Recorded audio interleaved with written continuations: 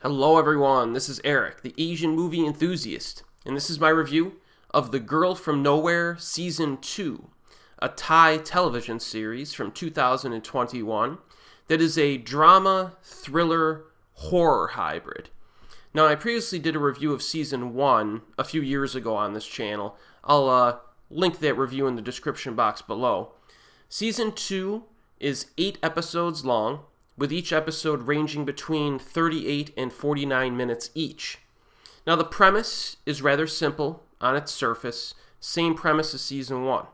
A mysterious, clever girl named Nanno transfers to different high schools, exposing the lies and misdeeds of the students and faculty at every turn. But as I mentioned in my review of Season 1, this character Nanno is not a normal girl. And she has some pretty fascinating abilities that may remind you of the Japanese character Tomie from the related manga and movies. So if you're someone who is familiar with Tomie through the manga and you were disappointed with the live-action theatrical films, you may want to check out The Girl from Nowhere because it has better script writing than those movies. And you also get some juicy bits of Tomie-style madness in here. Now, Season 2 preserves most of the positives that made Season 1 so enjoyable. The story is very episodic, since the school and the students change with almost every episode, basically.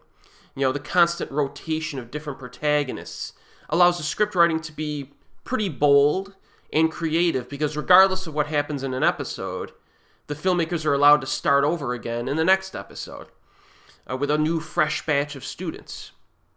The only recurring character is Nanno, as well as a new side character, a recurring side character that they introduce in Season 2 named Yuri. Now, I've heard, some mixed opinions about this new character online, but this is the kind of character that I tend to like in stories.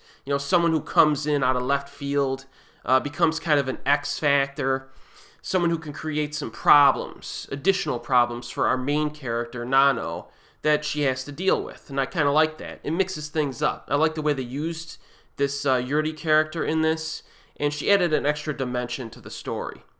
But whether or not you like that character, the same lead actress who played Nanno in Season 1 returns here, and she brings her, I guess you could call it, taunting, playful attitude with her, which is quite nice. Now, as I briefly mentioned, the script writing is very good. It's a nice mix of psychological manipulation, supernatural elements, and social commentary. Season 1 had a very thought-provoking episode that touched upon artistic inspiration and plagiarism.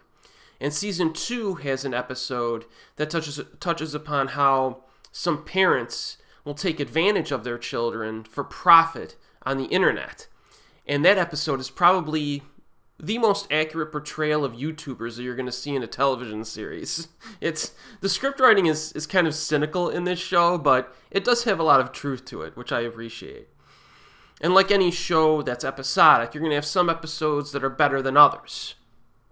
I personally thought episodes 2 and 5 were more simplistic and not quite as enjoyable as the rest of the episodes in this season, but even the weaker episodes in this show are still pretty good. There's a healthy amount of black humor that's put in this, but there's also some disturbing moments as well. They may catch you by surprise.